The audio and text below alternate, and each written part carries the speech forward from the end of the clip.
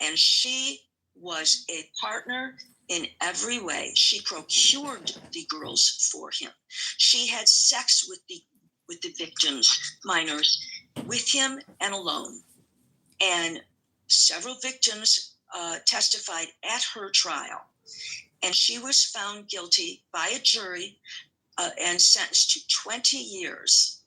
And that was not going to be at a cupcake prison. That wasn't going to be the kind of prison where Epstein, what he was going to be doing. She wasn't going to get that kind of a deal until Donald Trump. And Donald Trump, when she was convicted, by the way, he claimed not to know she was convicted, but he wished her luck. We know all the history. Pardon? I'm just letting you know we know the history, honey. We know the history. Let's not interrupt, please. That's not how we roll here. Go ahead, Mayor. Okay, if you don't want the history, Gary, I won't. But if that person does, I don't care. Doesn't want it. He did not want these. He wanted to make sure that she said he had nothing to do with anything. And she did. She met in the most bizarre kind of interview with a friend of his who was an attorney. It never happens. It never, ever happens. And the interview was not conducted. If anybody reads the interview questions, they were not conducted, no follow-up. It was strictly her. Donald Trump was always polite, always a gentleman, and I really like him as our president. He's a wonderful president. And 2 days or 3 days later, she got Camp Cupcake. She was moved to a prison that does not take pedophiles, does not take convicted people convicted of sex crimes. And she not only was moved there, we, the taxpayers, pay for security for her because it was not a prison that is supposed to. And the next step would be for her in a prison like that is work release or out. And I would predict that she will never serve even a portion, even 1/4 of her sentence. And I'm sorry if somebody objects to my having given the history. Thank you. I think it was rude for you to be interrupted, and I think it was rude for that guy to call you honey. Thank you. You're welcome. I wonder if he's somebody I know. Well, must be if he called you honey. So,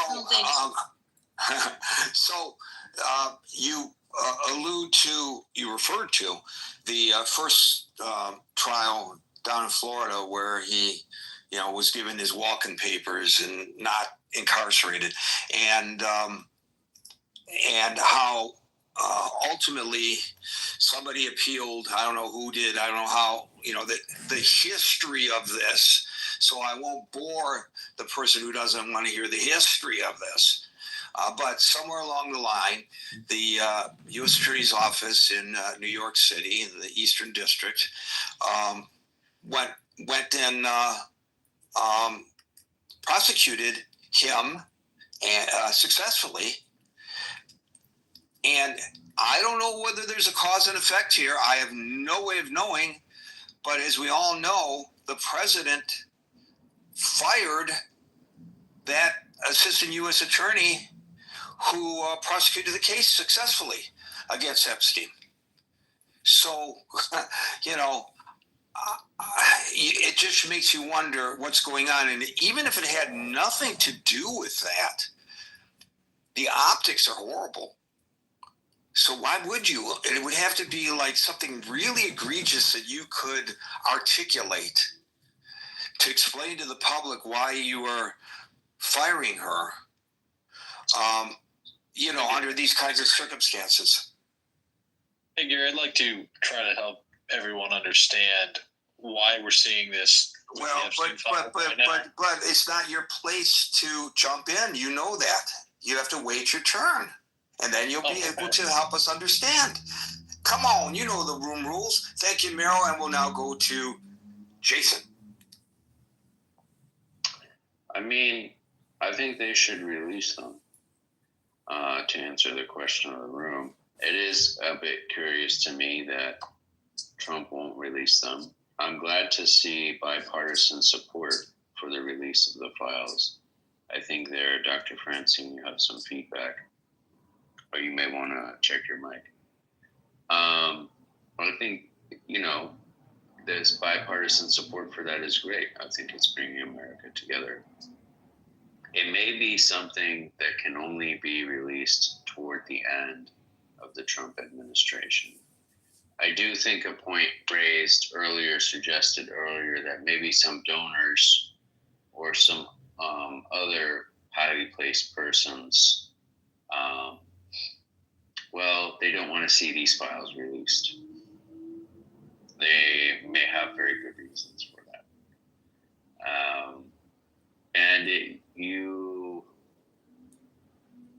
I can see how someone in Trump's position may give him pause. Let me put it that way. There's a lot here, clearly, that's under the surface. Anyone involved with Epstein, given what Epstein got away with, the amount of pull that guy had, the amount of support or whatever, it's kind of an indicator of how much more power, pull, and support the people who were affiliated with him had. And it may be that these files are not releasable till a lot of people have passed away, as a practical matter. And that's it's a grave disappointment. But it may be how it is. Well, if it's people who passed away, you're correct. It's a grave disappointment. I know you didn't mean to be punny there. Thank you, Jason. Why did you suggest that they might have cause to withhold the release of the files until near the end of the Trump administration? Well, Trump has some things he needs to get done. And he needs the support. He needs all the support he can get. And, he's got to pick his battles, right? And that is one reason to delay. I get a thumbs down from somebody. What an idiotic response there. It's the time to do this kind of thing is when he doesn't need the support anymore, if there's a time. So you're suggesting then, and correct me if my interpretation is wrong, that the release of the files could contain information that will make it harder for him to proceed with his agenda? At least you're speculating that that's the case?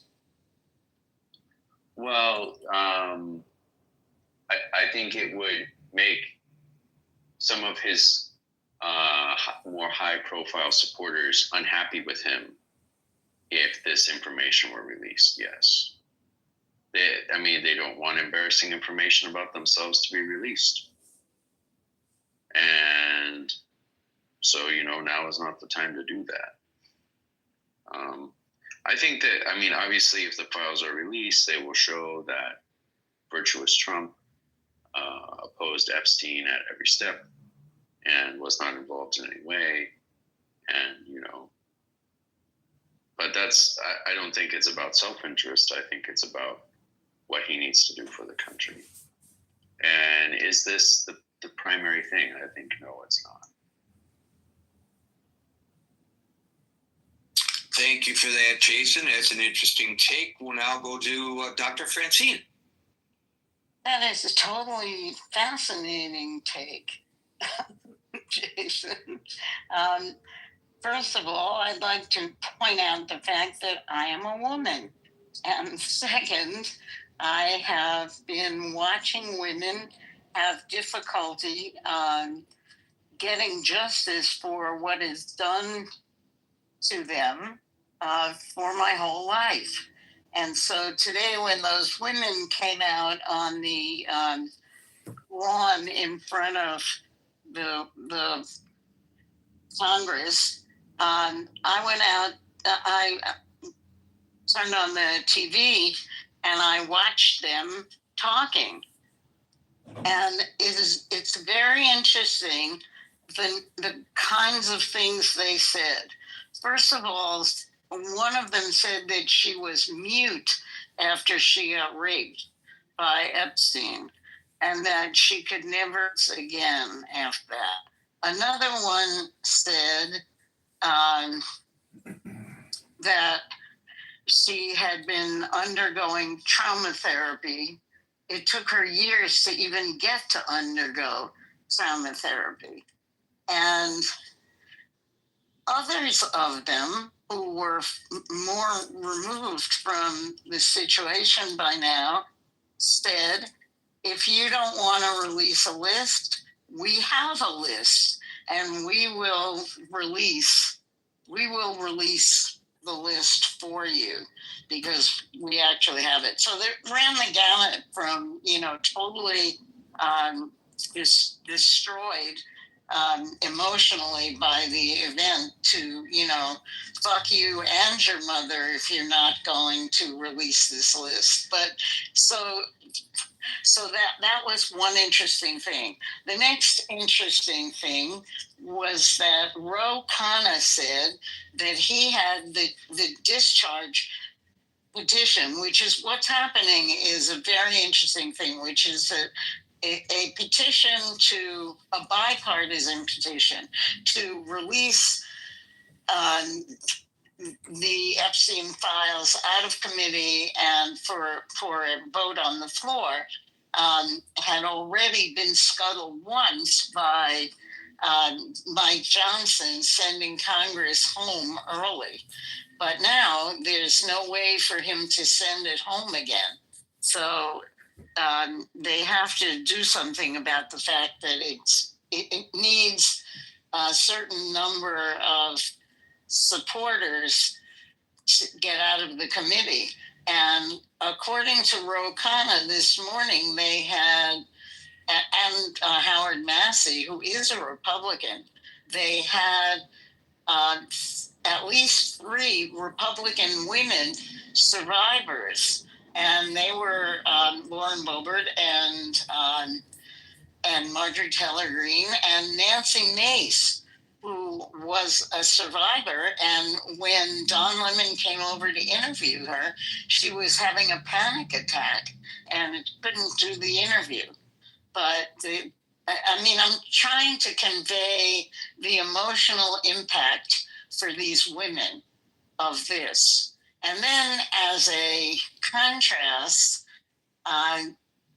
the White House has been saying, the first thing they said was that it was a hoax. And then the second thing that they said was that it's like a traitorous action against the White House to insist on the release of this discharge petition. And I put the tweet up.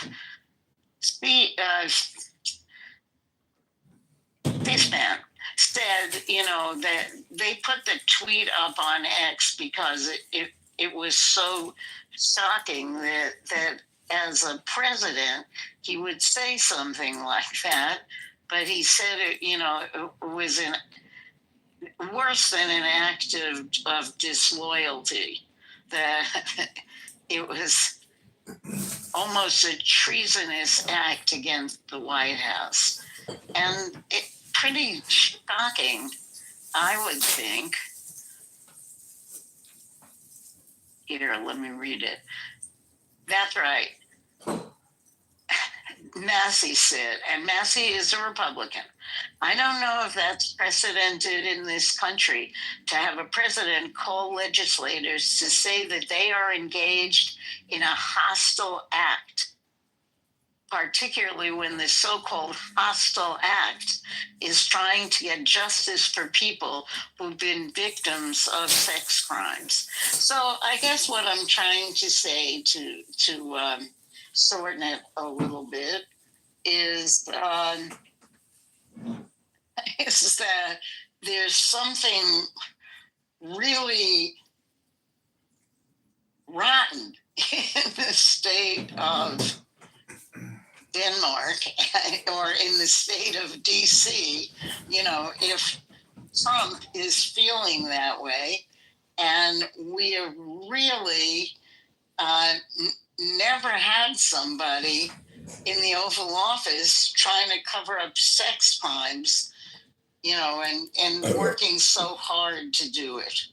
So I don't know, Jason. I guess that would be known as I respectfully disagree with your take.